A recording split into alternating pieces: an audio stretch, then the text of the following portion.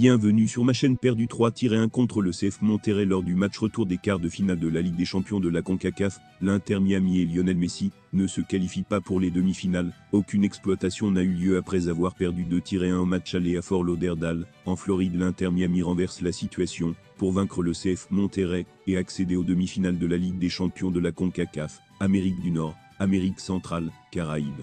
Avant de continuer, prends le temps de souscrire et appuyez sur la touche de notification pour les futures vidéos. Il y avait un besoin. Lionel Messi a raté le match aller, mais cette fois il a débuté aux côtés de son ami et ancien coéquipier de Barcelone Luis Suarez. Cependant, les deux stars du club de Miami n'ont pas pu empêcher l'équipe d'être éliminée, s'inclinant 3-1 à Monterrey. L'équipe mexicaine a pris l'avantage à la 31e minute grâce au but de Brandon Vazquez.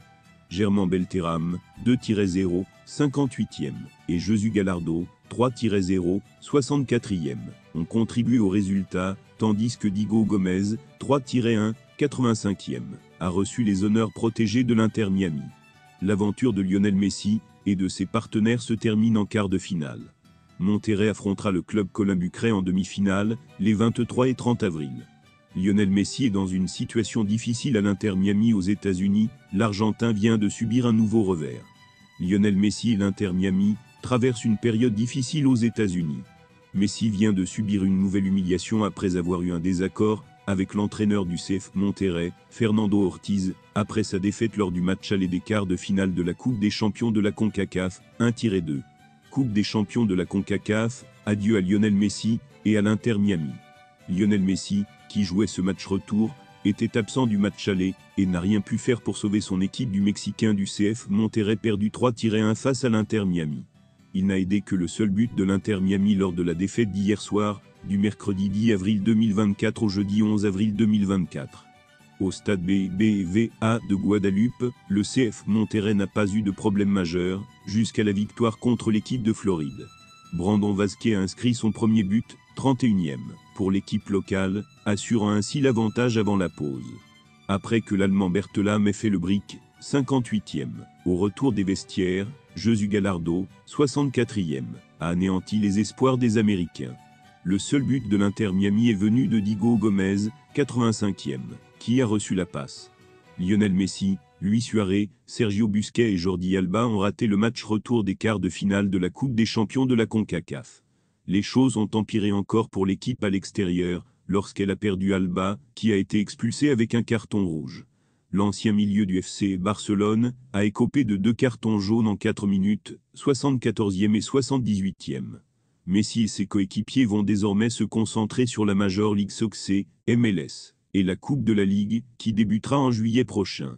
Une victoire à domicile pour Libertadores est la meilleure règle, surtout avec Cerro Porteño dans le groupe. Après un match difficile contre Alianza Lima, l'équipe de Manolo Jiménez a réussi à marquer 3 buts. En tant que grande équipe, nous avons le devoir de gagner, surtout à domicile, et nous avons juste besoin de marquer les 3 points, et nous l'avons fait.